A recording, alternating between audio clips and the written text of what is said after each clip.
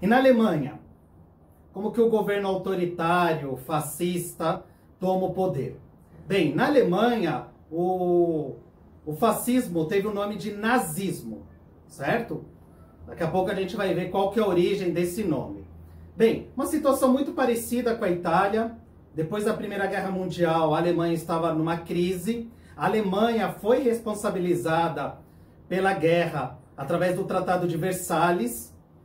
Em 1919, um ano depois do fim da Primeira Guerra, a Alemanha organiza uma constituição social-democrata, né? Tanto é que ela depois vai servir como base para outras constituições. Ela forma ali uma república chamada República de Weimar, certo? Uma república social-democrata, né? Então a social-democracia é aquela coisa que tenta conciliar um capitalismo, um liberalismo com um poder também do Estado, um poder do governo, certo? Bem, a Alemanha, ela também começa a receber alguns empréstimos através do plano Davis, certo? Que é um plano de ajuda para reconstrução de alguns países, principalmente da Alemanha. Na verdade, era exclusivamente da Alemanha, por parte de algumas potências, principalmente os Estados Unidos. Então a Alemanha estava ali se reerguendo em 1919, mas passado 10 anos, 1929, o que acontece? Vocês lembram? Exato! A crise nos Estados Unidos de 1929. A crise, ela aprofundou, ou digamos assim, ela conteve o crescimento econômico alemão. Eu gostaria de destacar que antes, em 1923, também teve um grupo ali de ex-soldados da Primeira Guerra Mundial que foram presos porque eles também tentaram tomar o poder. E entre esses ex-combatentes, ex-soldados, estava um senhor chamado Adolf Hitler. O Hitler, ele vai preso, certo? E ele fica na cadeia. Isso vai ser importante, esse momento da cadeia dele. Bem, voltando então para 1929, a Alemanha em crise, tinha que pagar as dívidas do Tratado de Versalhes. Além disso, tinha suas exportações, ou seja, vender para outros países, prejudicada pela crise mundial, né? Que a gente já estudou, já viu em outro vídeo, que começou lá nos Estados Unidos.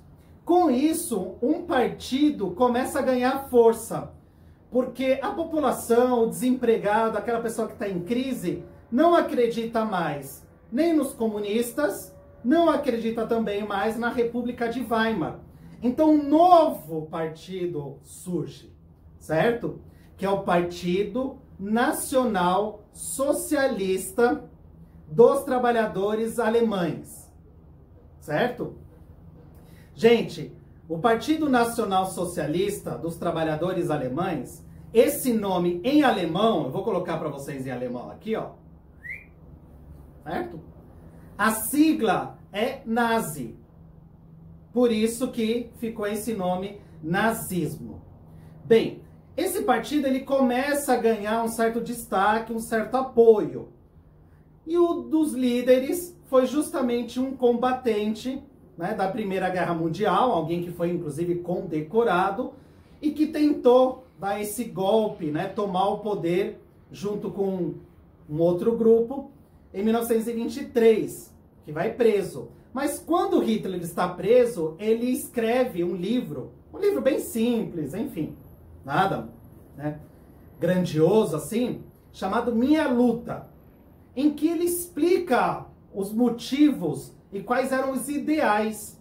E entre esses ideais estava, por exemplo, um anticomunismo. Por que anticomunismo? Porque o Hitler dizia que não tinha que lutar por direitos, porque todos os alemães deveriam ter direitos. Então que não deveria ter luta de classes, certo? Ou seja, todos os alemães deveriam ser unidos, porque os alemães são um povo valoroso. Os alemães são conquistadores, são vitoriosos, porque eles fazem parte de uma raça superior. Gente, olha só isso para um cara desempregado na Alemanha, ouvindo isso. E aí, então, por que a Alemanha perdeu a guerra e estava numa crise? Porque a Alemanha, ela tinha sido traída. Porque ela estava na mão de estrangeiros, estava na mão de outra raça, que são os judeus, que são gananciosos, que exploram o povo. Porque a classe trabalhadora está sendo organizada por comunistas que são ligados à Rússia, que querem implantar a divisão de classe, a divisão da sociedade. Porque a Alemanha, ela está aderindo a ideologias democráticas, liberais, que são estrangeiras. Então, que era necessário resgatar o valor do povo alemão. Gente, olha isso. No momento de crise, no momento de fome.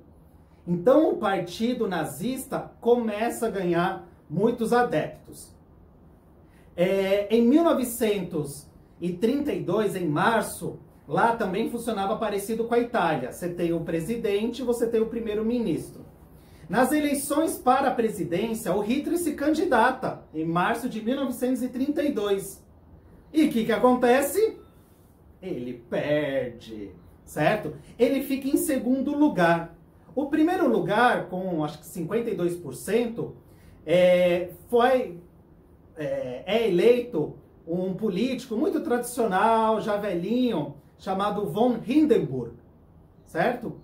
No entanto, os empresários enxergaram que ele não conseguiria dar conta, primeiro, da crise, segundo, do avanço do comunismo, que se apresentava ali como uma proposta, né, devido à crise. Olha, tem crise do capitalismo, olha que é a proposta socialista. Então os empresários, eles forçam, eles fazem um abaixo-assinado para que o Hitler assuma como primeiro-ministro. Então o primeiro lugar seria o presidente, o segundo lugar seria o primeiro-ministro, certo? E é assim que o Hitler chega ao poder. Ainda não com poderes totais, porque faltavam as eleições do parlamento, certo? Gente, os nazistas, eles não tiveram total maioria de votos. Só que aconteceu uma situação no final do ano de 1932 que o parlamento pegou fogo. E aí atribuíram esse fogo aos comunistas, aqueles que queriam tomar o poder, certo? Sempre os comunistas, né? Na verdade, quem colocou fogo lá, o que a história diz, foi um estrangeiro, enfim, uma pessoa até que tinha problema mental, mas foi atribuído aos comunistas como os responsáveis. Então ali já não tinha mais dúvida, era necessário um governo forte, um governo para estabelecer a força do povo alemão, certo? E em 2 de maio de 1933 é extinta a República de Weimar e o Hitler, então, ele assume poderes totais na Alemanha, né? Ele se torna aí o grande líder, o Führer. E assim que ele chega no poder, pessoal, já começa a perseguição a todos aqueles que ele já anunciava. Ó, gente, isso é importante. Porque quando Hitler falava, os empresários, por exemplo, não, sei lá, eles queriam que o Hitler salvasse o capitalismo, sei lá. Não botava muita fé nesses discursos de ódio. Mas quando ele chega ao poder, então ele começa a prender comunistas, começa a prender socialistas. Comunistas seriam aqueles mais ligados com o Partido Comunista da Rússia, certo? Com o governo da Rússia, né? Os socialistas é a esquerda, né? A esquerda, aliás, pessoal, que também criticava muito a social-democracia da República de Weimar, né? Também dizem que os socialistas, ficava ali a disputa entre os socialistas e os comunistas e a social-democracia. Enquanto eles brigavam, né, o fascismo ganhava força. O fascismo comia pelas beiradas, certo? Bem, Hitler, estando no poder, começa a perseguição a todos aqueles que ele entende como oposição, a todos aqueles que ele considera como raça inferior, como pessoas inferiores, homossexuais, deficientes, povos que ele considera estrangeiro, como ciganos, por exemplo, testemunha de Jeová, religiões que não obedecem a um governo. E o Hitler, então, manda todos esses presos para um trabalho forçado, que é chamado de campo de concentração, certo? Até aquela época, o mundo ainda não sabia muito bem o que viria a ser o horror do Holocausto, mas já sabia que ele estava mandando para trabalhos forçados, né? Para ajudar a reconstruir a Alemanha, aumentar a economia da Alemanha, que na verdade acabou sendo reconstruída, vamos dizer assim, primeiro porque ele desobedeceu o Tratado de Versalhes, ele não pagava a dívida, ele começou a incentivar a indústria de armas, ele começou a se armar, ou seja, o cheiro de guerra já estava presente, e plantava no povo alemão que ele iria estabelecer um novo império, um Reich.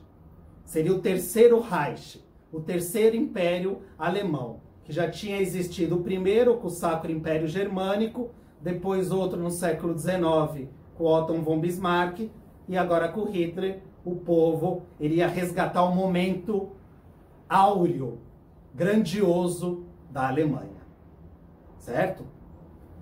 Próximo vídeo, o que a gente vai falar?